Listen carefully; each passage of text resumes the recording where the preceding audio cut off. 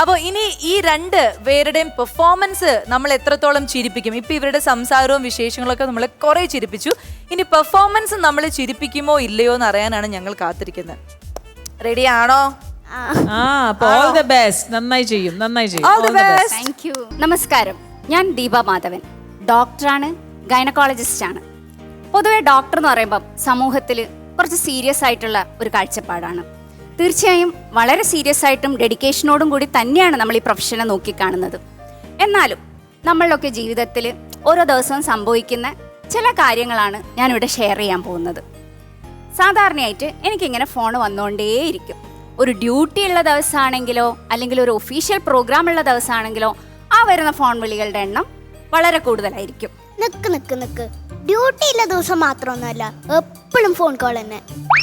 ശരി, ഇങ്ങനെ ഞാൻ ഒരു ദിവസം നമ്മുടെ ഹോസ്പിറ്റലിൽ മന്ത്രി വരുന്ന ഒരു പരിപാടിക്ക് പോവാണ്, റെഡിയായി പോവാണ്. ഞാനന്ന് നല്ലൊരു സാരിയൊക്കെ ഉടുത്ത് മാച്ചിങ് ആയിട്ടുള്ള കമ്മലും മാലയൊക്കെ ഇട്ട് കണ്ണാടി നോക്കിയപ്പോൾ എനിക്ക് തന്നെ തോന്നി ആ സെറ്റ് കൊള്ളാം എന്ന് ചോദിച്ച്. എന്നിട്ട് ഞാൻ ഹോസ്പിറ്റലിലേക്ക് വണ്ടിയിൽ പോയി ഇറങ്ങാണ്. ഞാൻ ഇറങ്ങുമ്പം എൻ്റെ സ്റ്റാഫൊക്കെ ഓടി വന്നു. അവർക്കറിയാം മാഡം ഇന്ന് അടിപൊളിയായിട്ടായിരിക്കും വന്നിട്ടുണ്ടാവുക, ഒന്ന് കണ്ടേക്കാമെന്ന് വെച്ചിട്ട് അവർ ഓടി വന്ന് എന്നെ നോക്കി ചിരിച്ച് പിന്നെ അവരുടെ മുഖം മാറുമ്പോഴാണ് ഞാൻ എന്നെ തന്നെ നോക്കിയത്. സാരി കൊള്ളാം, കമ്മലും മാലയും ഒക്കെ കൊള്ളാം. അത് കഴിഞ്ഞ് താഴേക്ക് നോക്കുമ്പം ബാത്റൂമിലിട്ട സ്ലിപ്പേഴ്സും കൊണ്ടാണ് ഞാനന്ന് അവിടെ വന്നിരിക്കുന്നത്. സ്ലിപ്പർ പൊക്കിയിട്ടാൽ ആകാശം കാണാം, രണ്ട് വലിയ തോട്ടയുണ്ട്. അന്ന് എൻ്റെ സ്റ്റാഫ് നേഴ്സ് അവളുടെ ചെരുപ്പ് ഊരി തന്ന് എന്നെ രക്ഷിച്ചു. ഇതൊക്കെ കഴിഞ്ഞ് ഹോസ്പിറ്റലിലെ പണികളൊക്കെ വേഗം തീർത്ത് ഞാൻ മോളുടെ സ്കൂളിലെ പ്രോഗ്രാമിന് സമയത്തെത്താന്ന് വെച്ചിരിക്കുമ്പം ഇറങ്ങാൻ നിൽക്കുമ്പോഴാണ് എല്ലാ ദിവസവും രാവിലെ വാട്സപ്പിൽ സൂര്യകാന്തി പൂവിൻ്റെ മേലെ ഗുഡ് മോർണിംഗ് അയക്കണം അമ്മാവൻ വിളിച്ചിട്ട്, മോളെ ആശുപത്രിയിലുണ്ടല്ലോ, ഞാനിത് അമ്മായിയും കൊണ്ട് 10 മിനിറ്റ് കൊണ്ട് എത്താം, അമ്മായിക്ക് വയറുവേദന കുറവില്ല, നീ അവിടെ നിൽക്കുമെന്ന് പറഞ്ഞിട്ട് പണി കിട്ടി. ഇവർ വന്ന് ഇവരുടെ കാര്യങ്ങളൊക്കെ സെറ്റിൽ ചെയ്ത് ഞാൻ സ്കൂളിലേക്ക് എത്തുമ്പോൾ മോളുടെ ആങ്കറിങ്ങും കഴിഞ്ഞു, മെയിനായിട്ടുള്ള ഡാൻസും കഴിഞ്ഞു, എല്ലാം കഴിഞ്ഞ് കോസ്റ്റ്യൂം ചേഞ്ച് ചെയ്യാണ്. അന്നേരം ഇവളുടെ ഒരു നോട്ടമുണ്ട്, ഇപ്പോഴെങ്കിലും എത്തിയല്ലോ. ഇത് സ്ഥിരം സംഭവിക്കുന്ന ഒരു സാധനമാണ്. ശരി, ഇതൊക്കെ കഴിഞ്ഞ് തിരിച്ച് വീട്ടിലേക്ക് പോകാമെന്ന് വിചാരിക്കുമ്പോഴാണ് ലേബർ റൂമിൽ നിന്ന് അടുത്ത കോള്. നേരെ വെച്ചടിച്ച് വിടുകയാണ് ലേബർ റൂമിലേക്ക്. പോകുമ്പോൾ വീണ്ടും ഫോൺ വരുമ്പം ഈശ്വര എന്താണ് ഇനി അവിടെ വീണ്ടും കുഴപ്പമെന്ന് പറഞ്ഞാൽ നമ്മൾ കോൾ എടുക്കുമ്പോഴാണ് അപ്പുറത്തെ തലക്കിൽ നിന്ന് ചേച്ചി പറയുന്നത് വീട്ടിലിരുന്നുകൊണ്ട് എങ്ങനെ പൈസ സമ്പാദിക്കാം എന്നുള്ള 3 വഴികൾ പറഞ്ഞുതരാം, ഇത് ക്ലിക്ക് ചെയ്താൽ മതിയെന്ന്.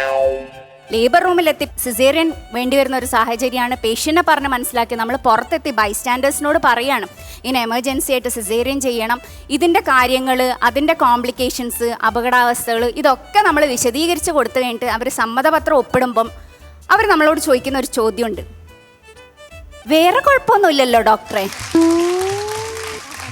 ഇവർക്കാണോ എനിക്കാണോ കുഴപ്പമെന്ന് ഞാൻ പലപ്പോഴും ചിന്തിച്ച് നിന്നിട്ടുണ്ട് അർദ്ധരാത്രിയിലും. ഇതും കഴിഞ്ഞ് ഞാൻ വീട്ടിലേക്ക് 1 മണിക്കൂർ കഴിയുമ്പം എത്തും എന്ന് വിളിച്ചു പറയാറുണ്ട്. എവിടെ? നാളെയല്ല എത്തല്.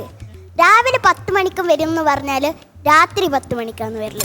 ഇതിൻ്റെ ഒക്കെ സ്ട്രെസ് മാറ്റാൻ ഒരു ഡ്യൂട്ടി ഓഫ് എടുത്തിട്ട് ഞാനും ഇവളും കൂടെ ഒരു സിനിമ കാണാൻ കയറിയിരിക്കുകയാണ്. ഓറഞ്ച് ജ്യൂസും കുടിച്ച് വളരെ ആസ്വദിച്ച് സിനിമ കാണുകയാണ്.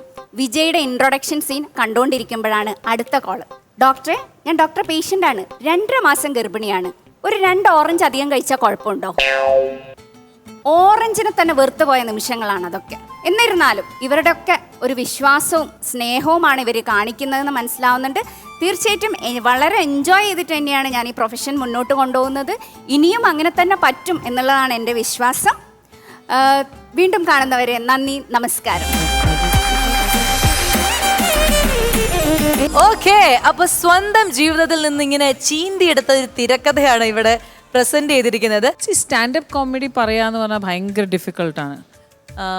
പിന്നെ അത് കറക്റ്റായിട്ട് നമ്മളൊരു എന്താ പറയുക തെറ്റ് പറയാതെ അതൊരു ഫ്ലോ ആയിട്ട് പറയുക. ആ ഫ്ലോ ഉണ്ടെങ്കിലും എവിടേക്കോ ഗ്യാപ്സ് ഉണ്ട്, പക്ഷേ നന്നായിട്ട് അത് ഫില്ല് ചെയ്യാൻ മോളുണ്ടായിരുന്നു. മോളെല്ലാം നന്നായിട്ട് അത് എന്താ പറയുക കുത്തി എല്ലാം അവൾക്ക് പറയാനുള്ള കാര്യം അവൾ കറക്റ്റ് സമയത്ത് പറഞ്ഞിട്ടുണ്ട്. അതെനിക്ക് ഇഷ്ടപ്പെട്ടു. അപ്പോൾ നല്ലൊരു അറ്റംപ്റ്റ് ആയിരുന്നു, എനിക്ക് ഭയങ്കര ഇഷ്ടപ്പെട്ടു. ഐ ജസ്റ്റ് വാണ്ട് കുറച്ചും കൂടി ഒന്ന് ഒരു എനർജി കുറവുണ്ടായിരുന്നു. എനർജി ബിക്കോസ് ഓബ്വിയസ്ലി ഓർത്ത് പറയുകയാണ്. ഞാൻ എവിടേക്കോ നിങ്ങളുടെ ജീവിതത്തിനെ പറ്റി ആയതുകൊണ്ട് അത് കുറച്ച് ഈസി ആയിട്ട് പറയാൻ പറ്റി. പക്ഷെ എവിടേക്കോ ആ ലിങ്ക് എവിടെയും പോരുത്. ഈ ലിങ്ക് ആണല്ലോ ഏറ്റവും ജാസ്തി ആ ലിങ്ക്. പക്ഷെ മോളുടെ കറക്റ്റ് സമയത്ത് നിങ്ങൾ കൊത്തി പറഞ്ഞിട്ടുണ്ട്. അപ്പൊ അത് എനിക്ക് ഇഷ്ടപ്പെട്ടു. പൊതുവെ എങ്ങനെയാണ്, അതായത് ഹോസ്പിറ്റലൊക്കെ പോകുമ്പോൾ എല്ലാവരും കൂടെ ഇരിക്കുമ്പോൾ ഇതുപോലെ കൗണ്ടർ അടിക്കുന്ന ഒരാൾ തന്നെയാണോ? സ്റ്റാൻഡപ്പ് കോമഡി ഇന്നേ വരെ ജീവിതത്തിൽ ട്രൈ ചെയ്തിട്ടില്ല. അങ്ങനെ ഒന്ന് ചെയ്യേണ്ടി വരുന്ന ഞാൻ സ്വപ്നത്തിൽ പോലും വിചാരിച്ചു വരുന്നില്ല. ഇവിടെ എത്തിയപ്പം പിന്നെ വേറെ വഴിയില്ല, അങ്ങനെ ചെയ്തതാണ്. സാധാരണ തമാശകൾ ആസ്വദിക്കാറുണ്ട്, പറ്റുന്ന പോലെയൊക്കെ കൗണ്ടറും പറയാറുണ്ട്. അല്ലാതെ അതെ കൗണ്ടറൊക്കെ പറയാറുണ്ട്. ഓവറോൾ പ്രസന്റേഷൻ എനിക്ക് ഇഷ്ടപ്പെട്ടു. ഇവരെടുത്ത ഒരു ലൈഫിന്റെ തന്നെ നല്ല മൊമെന്റ്സ് ഒക്കെ എടുത്തു. പക്ഷെ ഈ പറഞ്ഞ പോലെ ആ ഒരു സ്റ്റാൻഡപ്പ് കോമഡിയുടെ ഒരു എസെൻസ് യഥാർത്ഥത്തിൽ കിട്ടിയിട്ടില്ല എന്നുള്ളതാണ് ചിരി കുറവിൽ നിന്ന് എനിക്ക് മൊത്തത്തിൽ മനസ്സിലായത്. ജസ്റ്റ് പ്യോർലി ഒരു കോൺടെസ്റ്റ് അല്ലാതെ ഒരു കോമ്പറ്റീഷൻ എന്ന നിലയിൽ ഞാൻ പറയാണ്, എൻ്റെതാ 7 ഹൃദയം. സൂപ്പർ. അപ്പോൾ ശ്വേതാജിയുടെ 7 ഹൃദയങ്ങൾ നിങ്ങളുടെ ആദ്യത്തെ പെർഫോമൻസിന് വേണ്ടി കിട്ടിയിരിക്കുകയാണ്. സോ ഇത് ആദ്യത്തെ പെർഫോമൻസ് ആയതുകൊണ്ട് തന്നെ കുഴപ്പമില്ല. ഇപ്പൊ നമ്മളുടെ ഇതിൽ പറഞ്ഞല്ലോ, സ്റ്റാൻഡപ്പിൽ പറഞ്ഞ കാര്യങ്ങളും ഈ പറഞ്ഞ പോലെ ചെരുപ്പ് മാറ്റി കാര്യങ്ങളൊക്കെ പറഞ്ഞല്ലോ, അതൊക്കെ ശരിക്കും നടന്നതാണോ? ഈ പറഞ്ഞതൊക്കെ എൻ്റെ ലൈഫിൽ നടന്നിട്ടുള്ളത്. ഞാൻ ചെരുപ്പിട്ട്, അതായത് മഞ്ഞ സാരിക്ക് ഒക്കെ ചുവപ്പ് ചെരുപ്പൊക്കെ ഇട്ടിട്ട്, അതായത് ഹവായി സ്ലിപ്പർ ചെരുപ്പിട്ടിട്ട് പോയിട്ടുണ്ട്. ഇതേപോലെ ഇപ്പൊ മോളുടെ ഫംഗ്ഷന് ലേറ്റ് ആയിട്ട് എത്തി എന്നൊക്കെ പറഞ്ഞല്ലോ. അപ്പൊ അങ്ങനെ ഒരുപാട് ഇതേപോലെ നിങ്ങളുടെ പേഴ്സണൽ ഇപ്പൊ മോളുടെ കാര്യം ആയിക്കോട്ടെ അല്ലെങ്കിൽ വേറെ റിലേറ്റീവ്സിന്റെ ഒക്കെ കാര്യങ്ങളിൽ ലേറ്റ് ആയിട്ട് ഇങ്ങനെ എത്തുമ്പോ അവര് കുറ്റപ്പെടുത്തുന്നൊക്കെ എപ്പോഴെങ്കിലും വിഷമം വന്നിട്ടുണ്ടോ? മോളുടെ ഇപ്പം ഞാനുണ്ടല്ലോ ഭയങ്കര ആഗ്രഹിച്ചിട്ടായിരിക്കും നമ്മൾ ആങ്കർ ചെയ്യുന്ന, അവള് ഓപ്പണിങ് ആങ്കർ ചെയ്യണതായി അവളായിരിക്കും എന്ന് പറഞ്ഞ് ഭയങ്കര ആവേശത്തിൽ അല്ലെങ്കിൽ ഭയങ്കര ആഗ്രഹിച്ചിട്ട് എനിക്കത് മിസ്സാവുമ്പോൾ ഉണ്ടല്ലോ, എനിക്കറിയില്ല എനിക്ക് ആ സങ്കടം എങ്ങനെ പറയണം എന്ന്. പക്ഷെ അത് നല്ല രീതിയിൽ എടുക്കും. ഇറ്റ്സ് ഓക്കെ, ഹോസ്പിറ്റൽ ഇതിന് വേണ്ടിയിട്ടല്ലേ. പക്ഷെ എനിക്ക് എവിടെയൊക്കെയോ അത് ഭയങ്കര ഫീലിങ്സ് ആവാറുണ്ട്. മോൾക്കും അതുപോലെ സങ്കടങ്ങൾ ഉണ്ടെങ്കിലും ഭയങ്കര മനസ്സിലാക്കുന്ന കാര്യങ്ങൾ ഒക്കെ അണ്ടർസ്റ്റാൻഡ് ചെയ്യുന്ന ഒരാളാണ്. അതേ വിഷമം വന്ന് വഴക്കൊക്കെ ഉണ്ടാക്കാറുണ്ടോ? ഞാൻ ചെറുതാകുമ്പോൾ അങ്ങനെ എൻ്റെ സ്കൂളിൽ കിഡീസ് ഡേ എന്ന് പറഞ്ഞൊരു പ്രോഗ്രാം അങ്ങനെയാണ്. അപ്പോൾ അതിനിങ്ങനെ ലേറ്റ് ആയ ചില സമയം എനിക്ക് അത് ഇഷ്ടമേ അല്ല. അത് മറ്റേ എൻ്റെ ഫ്രണ്ട്സിൻ്റെ അമ്മമാരെല്ലാം വന്നിരിക്കുമ്പോൾ എനിക്ക് കുറച്ച് സങ്കടം. പക്ഷെ എനിക്ക് ഇപ്പാന്ന് എനിക്ക് മനസ്സിലാവുന്ന അമ്മേൻ്റെ ഡ്യൂട്ടി ഉണ്ട്, അമ്മയ്ക്ക് പേഷ്യൻസിനെല്ലാം നോക്കണം. അങ്ങനെ അതെ, ഇപ്പൊ എനിക്ക് അങ്ങനത്തെ വിഷമമൊന്നും അല്ല. എനിക്ക് ഞാൻ ചെറിയ കുഞ്ഞാവുമ്പോ ഞാൻ ഇതിലിപ്പോ വലിയ അല്ല, സത്യം പറയാ, കുട്ടികളും റൈറ്റ് ആണ് കുട്ടികളുടെ സ്ഥലത്ത്. പക്ഷെ എവിടെയോ ഈ പേഴ്സണൽ പ്രൊഫഷൻ നമ്മൾ എവിടെയെങ്കിലും ഈ നമ്മൾ പറഞ്ഞില്ലേ, നോ പറയാനാണ് ആദ്യം നമ്മൾ എല്ലാവരും പഠിക്കേണ്ടത്.